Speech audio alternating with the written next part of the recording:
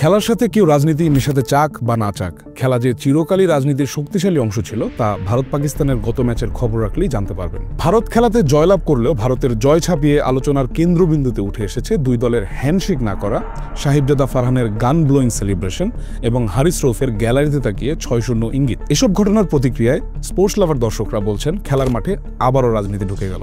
কিন্তু খেলার সাথে রাজনীতির সম্পর্কটা আসলে কেমন, খেলা কিভাবে রাজনীতিকে প্রভাবিত করে, সেসব কিছুর বিস্তারিত জানবো স্ট্রিম এক্সপ্লেনারে। বেনেডিক্ট অ্যান্ডারসন তার ইমাজিনড কমিউনিটি তত্ত্বে বলেছিলেন, খেলা জাতীয় পরিচয় নির্মাণ ও জাতিকে ঐক্যবদ্ধ করার একটি শক্তিশালী মাধ্যম।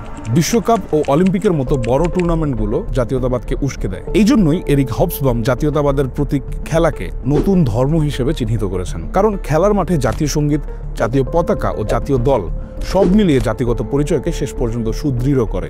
তাই যেসব জাতির মধ্যে রাজনৈতিক বৈরিতা থাকে, খেলার মাঠে তাদের প্রতিদ্বন্দ্বিতায় এই রাজনৈতিক বৈরিতা সো কল্ড স্পোর্টসম্যানশিপকে সরাসরি প্রভাবিত করতে থাকে। এই জন্যই রিয়াল বার্সা বা পাক ভারত দ্বৈরথে খেলার সাথে রাজনীতি না চাইতেই মিশে যায়। সাম্প্রতিক সময়ে ভারত ও পাকিস্তানের মধ্যে রাজনৈতিক সম্পর্ক বেশ উত্তপ্ত হয়ে উঠেছে। পেহেলগামে জঙ্গি হামলার পর অপারেশন সিন্দুর নামে ভারতের পাকিস্তান আক্রমণ এবং জবাবে পাকিস্তানের পাল্টা আঘাত, এই সব কিছুই দুই দেশের জনসাধারণের মধ্যে জাতীয়তাবাদের ধারণাকে চরমে তোলে।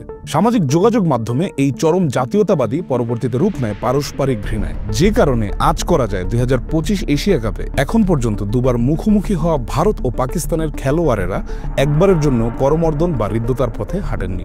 উল্টো এশিয়া কাপের প্রথম ম্যাচের পর ভারতের অধিনায়ক সূর্যকুমার যাদব ম্যাচের জয়ের পর পেহেলগামের শহীদ ও তাদের পরিবারের প্রসঙ্গ টেনে ভারতের জয়কে অপারেশন সিন্দুরে অংশগ্রহণ করা ভারতীয় সেনাবাহিনীকে উৎসর্গ করার ঘোষণা দিয়েছেন।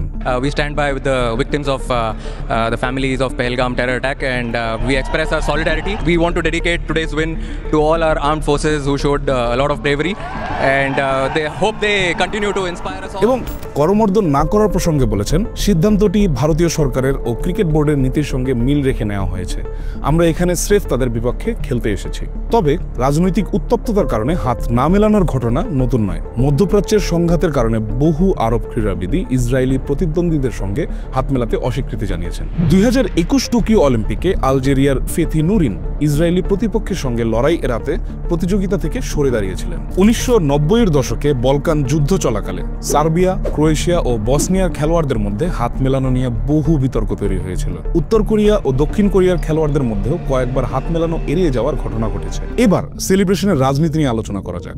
খেলোয়াড়দের সেলিব্রেশনকে অনেকে মানবিক আবেগের ঘটনা ভাবলেও সেলিব্রেশন কখনো কখনো আবেগ ছাপিয়ে হয়ে ওঠে এমন এক প্রতীকী ভাষা যাতে খেলার বাইরেও খেলোয়াড়দের জাতীয়তাবাদ, প্রতিদ্বন্দ্বিতা, প্রতিবাদ, ধর্মীয় পরিচয় ও সাংস্কৃতিক রাজনীতি ফুটে ওঠে। 1968 সালের মেক্সিকো অলিম্পিকে অ্যাথলেট টমি স্মিথ ও জন কার্লোসের ব্ল্যাক পাওয়ার সেলিউট সেলিব্রেশন ছিল সরাসরি বর্ণ বৈষম্যের বিরুদ্ধে প্রতিবাদ। 2018 বিশ্বকাপে সার্বিয়া ও সুইজারল্যান্ড ম্যাচে গোল করার পর সুইস প্লেয়ার শাকা ও শাকেরি হাতের অঙ্গভঙ্গিতে আলবেনিয়ান সিম্বল ডাবল ইগল দেখান। দার্শনিক পিয়েরে বুর্দিয়ে খেলাকে সামাজিক মূলধন বা সোশ্যাল ক্যাপিটাল এবং প্রতীকী মূলধন বা সিম্বলিক ক্যাপিটালের অংশ হিসেবে দেখেছেন।